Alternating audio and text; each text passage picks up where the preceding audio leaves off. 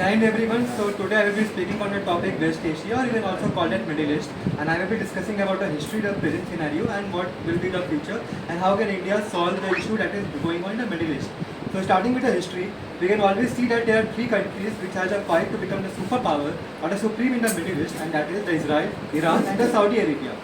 The problem here is only Israel have this nuclear weapon, and Iran currently making it, but maybe he won't be able to make it, and Saudi Arabia does not have any nuclear weapon. That's why he's signing different pact with different countries right now. Now starting with the conflict. Starting with the conflict, Iran has the religion which is called as the Shia Islam.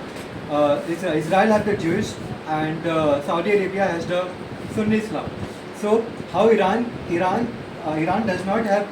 didn't participate in the direct conventional war with these two countries, but what Iran did was to make a proxy war by making different terrorist organizations and to fund them so that they can attack on the Israel and on the Saudi Arabia and disturb their internal peace. Now, if we see the Middle East,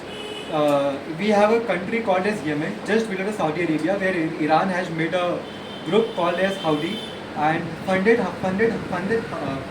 Houthi group, and this Houthi group always attack on the Saudi Arabia to disturb the internal peace of Saudi Arabia, and the same has done with the Israel with two groups known as the Hamas group and the Hezbollah group that is present in the Lebanon. These two groups are also funded by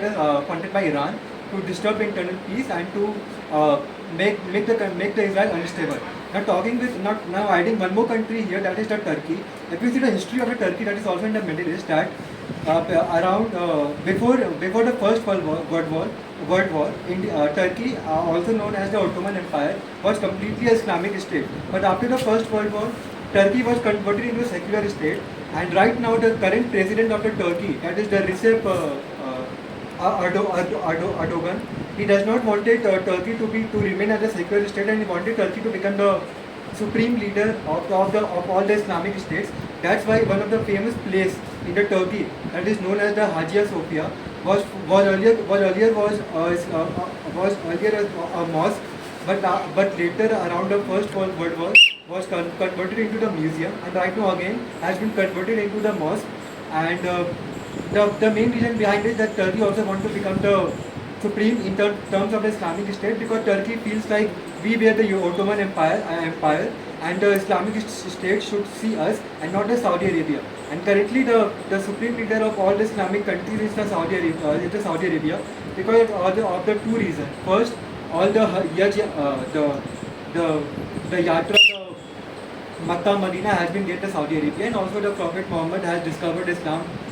religion in Saudi Arabia. Now in the end, to conclude this, India, which always used to follow the de-hyphenation policy, which tells that we will consider and treat every country equally, should